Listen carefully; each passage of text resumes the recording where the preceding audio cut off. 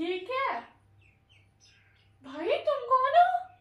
ये तो बहुत खतरनाक है। आह, आह, तुम भागना चाहिए। ये तो सारे हो रहे हैं, सारे हो रहे हैं। ओह, मैं क्या करूं? मुझे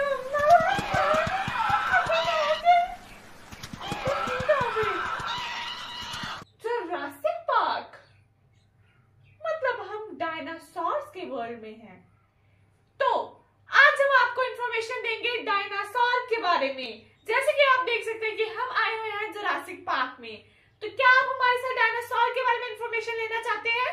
तो चलो चलें। डायनासोर एक ऐसा जीव जिसके बारे में सोचते ही दिमाग में आती है एक बहुत ही खतरनाक इमेज।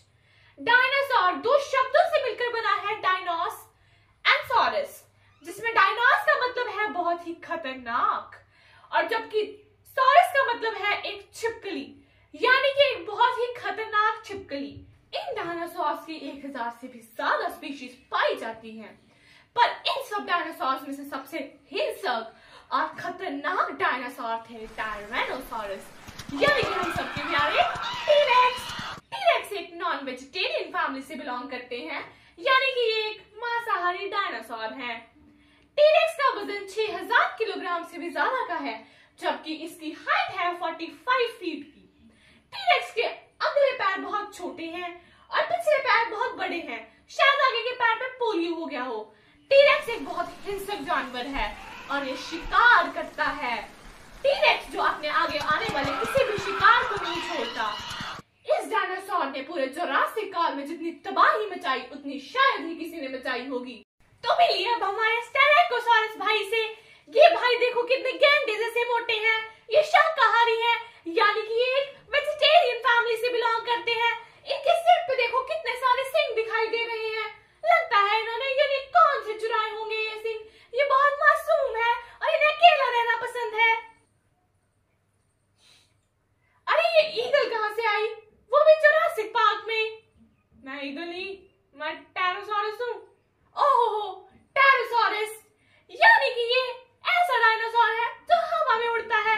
वो वाला उड़ना नहीं, ये वाला उड़ना। तो ये टेरोसॉरस बाकी सारे डायनासोर से अलग है, क्योंकि ये हवा में बहुत तेज उड़ते हैं और बहुत घातक माने जाते हैं। जरा सोचिए आप लोग, जब ऐसे खतरनाक डायनासोर इस हवा में उड़ते होंगे तो वातावरण कितना खौफनाक लगता होगा। आप सोच रहे होंगे कि डायनासोर सिर्फ जमीन और आकाश में रहते हैं, पानी में तो हमें कोई खतरा ही नहीं है। तो आप बिल्कुल गलत सोच रहे हैं। मोसासॉरस नाम के इन डायनासोर्स ने अपना पूरा साम्राज्य पानी में बनाया हुआ है। ये ना छोटे जानवरों को कहीं जीने नहीं देते।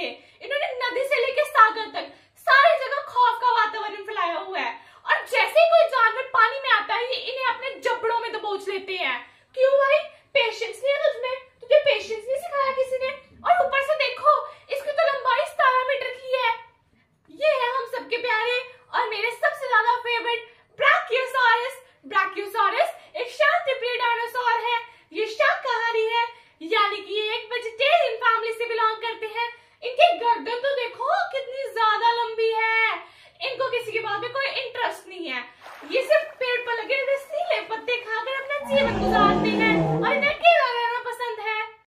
डायनासोर्स का अस्तित्व मनुष्य के जीवन से पहले का है, यानी जब मनुष्य का जन्म भी नहीं हुआ था तब डायनासोर्स इस धरती पर राज किया करते थे।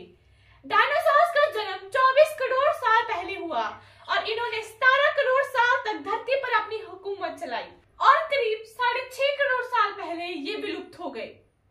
मांसाहारी डायनासोर्स की हड्डियां खोखली थी, जिसके कारण ये अपने शिकार के पीछे बहुत तेजी से भाग सकते थे, जबकि शाकाहारी डायनासोर बहुत भारी भरकम थे, यानी हाथी और गेंडे जैसे मोटे थे शाकाहारी डायनासोर्स। इनकी पूंछ ही 40 मीटर लंबी थी और इनके अंडे का आकार बास्केटबॉल के साइज का था।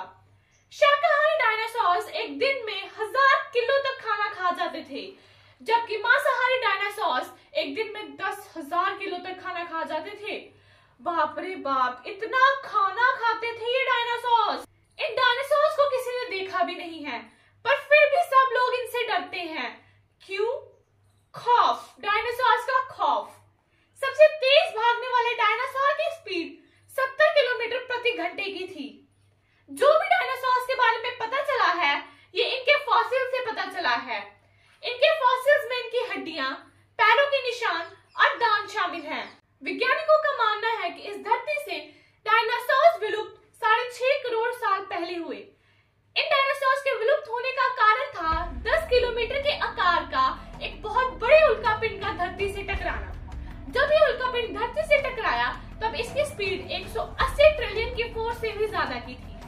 ये उल्कापिंड सेंट्रल अमेरिका में टकराया। इसके टकराने के बाद बड़े बड़े जानवरों की मौत हो गई, जबकि सिर्फ समुद्री जीव और छोटे छोटे जानवर ही बच पाए। इस उल्कापिंड का टकराना इतना जोरदार था कि पल भर में ही 75% एनिमल्स खत्म हो गए।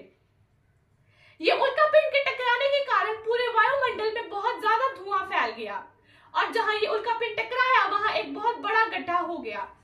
थोड़ी देर बाद वायुमंडल पूरा मलबे से भर गया और मलबे से भरने के कारण सूरज की रोशनी धरती तक पहुंचनी बंद हो गई, जिसके कारण कई पेड़ पौधे मरने लगे।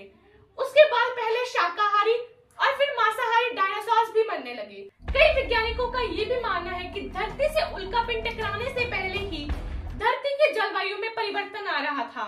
बड़े बड़े ज्वालामुखी आग उगल रहे थे, जिसके कारण धरती की वायुमंडल में जहरीली गैसें फैल रही थी, जिसके कारण भले धीरे धीरे ही पर धरती पर जीवन विलुप्त हो रहा था।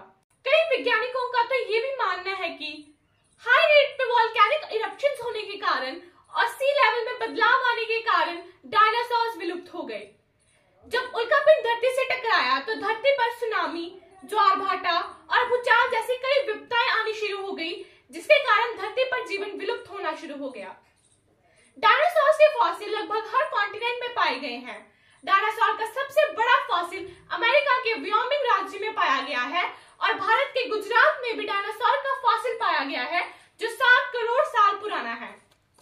डायनासोर के विलुप्त होने के बाद ही धरती पर मनुष्य के जीवन की शुरुआत हुई। मनुष्य तो डायनासोर से भी बदतर है।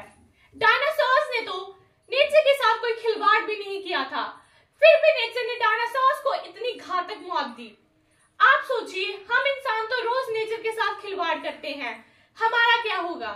तब तक के लिए स्टे अपडेटेड, स्टे एजुकेटेड।